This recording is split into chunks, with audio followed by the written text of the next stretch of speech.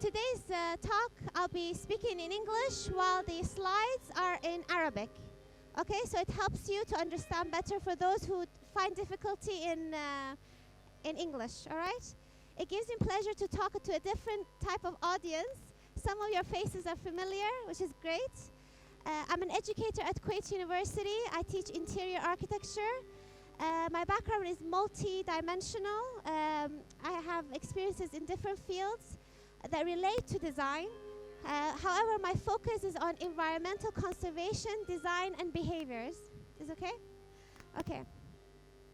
I have planned to present this today's topic is a familiar subject to all of you, but it's from a different perspective. I made the slides using Arabic, as I said. First slide. So what I will go through is why interiors are important, how do interiors affect the environment, and how does the environment influence interiors. Okay. Life begins in an enclosure. We are created by the participation of the male and female and survived our stage of infancy in protected spaces. We have a primal need for shelter due to internal and largely external factors. From various sources worldwide, such as the environmental protection agencies around the world, we spend a considerable amount of time indoors. In the United States and Europe, they say that we spend 90% of our time indoors. So imagine in Kuwait how much we spend. We spend it far higher than this.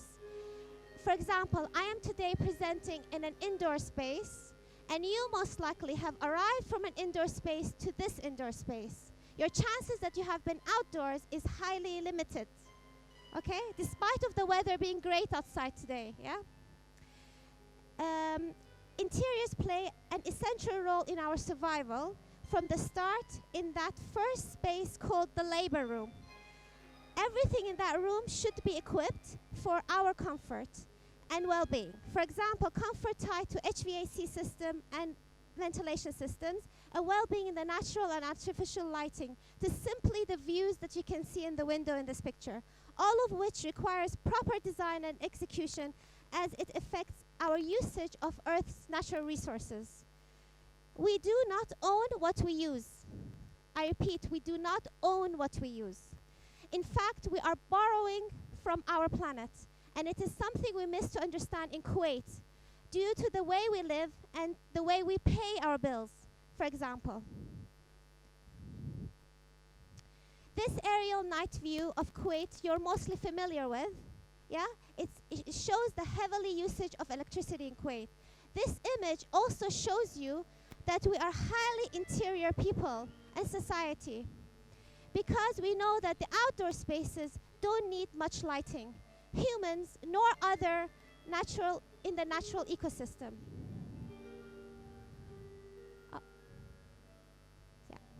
Currently, the rate of our consumption of energy is far more than that we allow it to renew itself. This term renew is fundamental. Data shows that Kuwait ranks first in the world in energy consumption. Quite alarming for a country with our size and geographical location. It does not allow us enough time for the renewal process.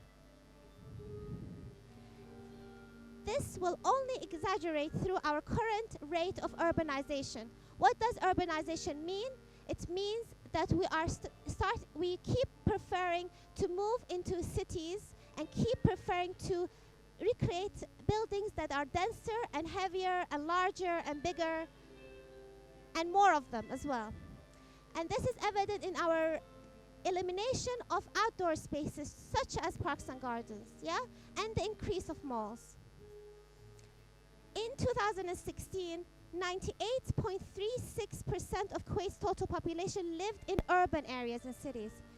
The continued increase is also reflected in the current construction rate and activities happening all over Kuwait. In both the US and the territories of the EU 28, several research show that buildings consume the most energy. So we know that. The rapid urbanization is also an indicator of our continued dependencies on the built forms and interiors, where energy is going to continue being consumed the most. The closest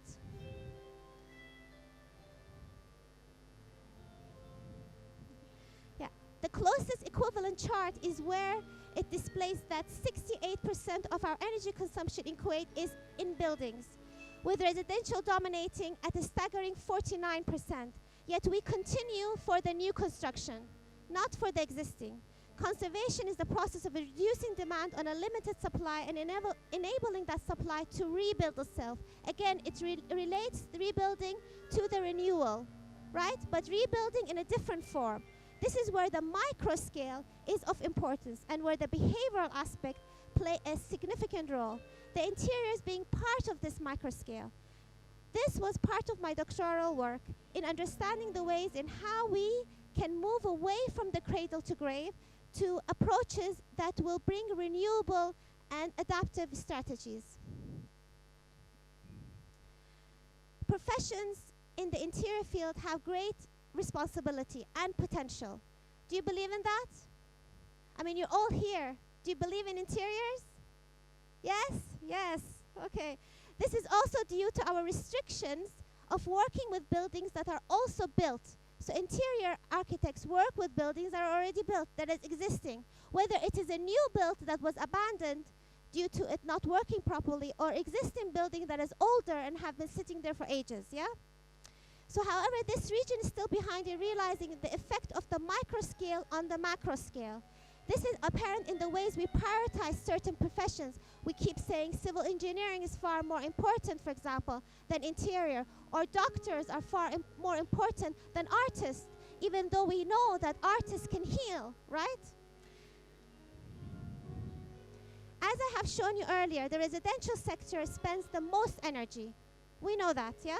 Our homes are the initial known spaces to us where we spend time with our close families at the most. In the initial years of parenting, it becomes the grounds for all sorts of activities, especially during the challenging stages of infant care and growth.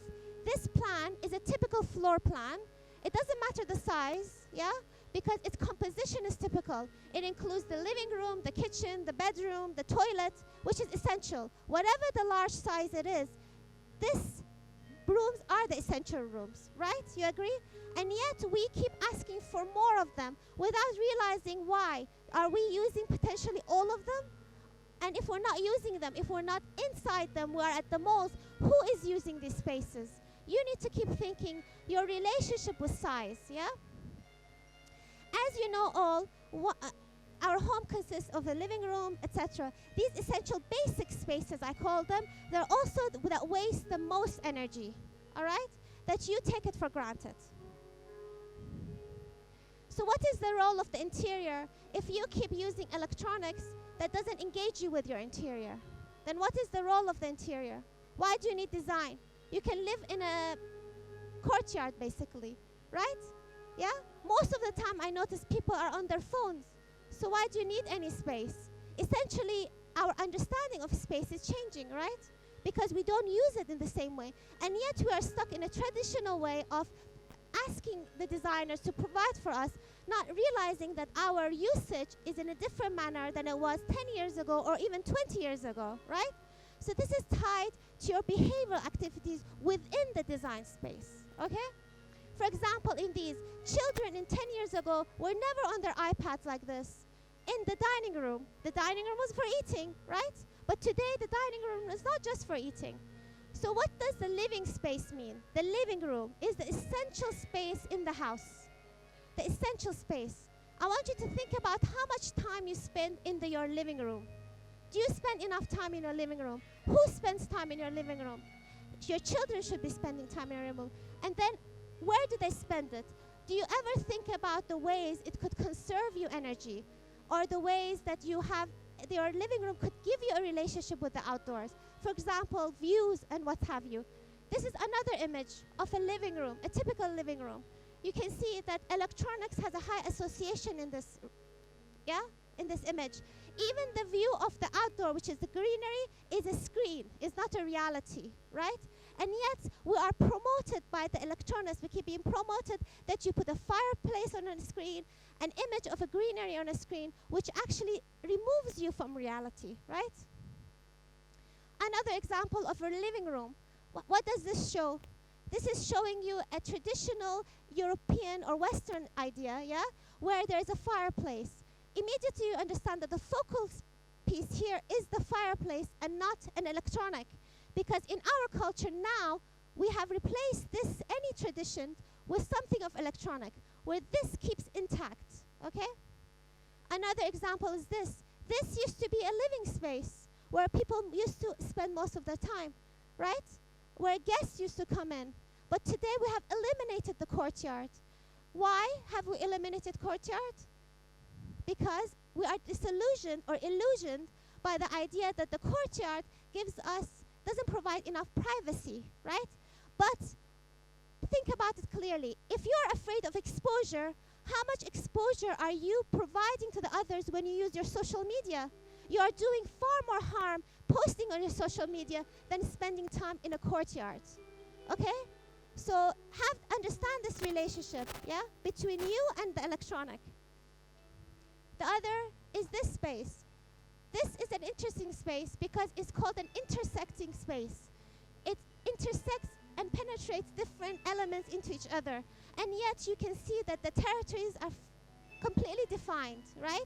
So this idea that everything can be fluid and you can move from one space to the other is perhaps gives you the optimal experience where you need to focus on what is the optimal idea or design within your home, yeah? The kitchen. In Kuwait, how many people actually cook in their kitchen? Tell me. Good. Very good. Most of us probably don't, right? Most of us have two kitchens where one is outside and one is inside. And everybody complains that I don't want the smell in my home, right? Even though the smell for childhood is essential, yeah? When your mother used to cook you cookies, it forms you as a human being, yeah? So when you read that smell and you shove it outside, you're actually discouraging this engagement between you and food is nature, okay? So it's important that you include your kitchen in areas where you actually interact the most, yeah? The other is sleeping quarters. We think sleeping quarters are private areas. Are sleeping quarters private areas? Sleeping quarters, you essentially are asleep. You're not in touch with anybody, right? It's a moment of fainting, for example. The most important thing in the bedroom is how you wake up. And how you wake up, there's studies that when you have natural light, that you wake up by the sunlight, you immediately help your psyche. Okay? So if you know that you need as equal views and light in your bedroom, yeah? Then you know that you need to design it differently, that you don't ignore your bedroom. Your bedroom is actually important, right? The other is bathrooms. I mean, this bathroom is kind of traditional because it has the essentials, right? It has the essentials in the sense the washing basin, the toilet, the tub, nothing extra. Whereas this one, it has the tub, the shower, yeah? Everything fancy. But if you think about it, you only need the basic because the toilet actually wastes the most water, yeah? And a lot of people forget about that. Yeah, they keep the water running to make it warm and not knowing that how much harm you do, yeah? The other is our relationship with the outdoors, yeah? So first, you know your home, that you can optimize it. How do we grow our understanding of our environment if our interiors outside keep looking manufactured? Even the tree is manicured, looks the same. Trees are not supposed to look the same, yeah? So if as a child, I keep continuously seeing trees in this way, I'm actually ridding them, accepting anything that is different, including human beings, yeah? Because human beings are part of ecosystem, yeah? So if everything that is manicured and perfectly designed, you're actually manufacturing human beings to behave in a certain way. And this is dangerous. The other is green spaces inside. Everybody praises greenery indoors, which is fantastic. But when greenery is associated with commercial activity, it ruins the idea of greenery. Greenery has to be independent from anything that is commercial, yeah? Maybe you needed only one kiosk to buy water, juice, but you don't need so many because it's luring you to actually consume more for the idea of having the greenery. Yeah? So the negative association with the greenery. Do you understand? Because originally greenery is not meant to be with anything that sells and buys. The wilderness, forests do not have that element. So when we associate, we're actually killing the idea. So this is one of my favorite quotes and favorite philosopher, writer, naturalist, Henry David Thoreau. He said, the price of anything is the amount of life we pay for it. It's true. Because it's the time you spend that you waste. Yeah? Not the money. Okay? Any activities you do that you know that you're spending your life in it that is detrimental is basically a negative thing. All right? And I want you to think about this. Today, I gave you a flavor of what is interiors. Yeah? And I want you to be mindful next time in how you go around and pick your products and if you really need it. Think of outdoors. Thank you.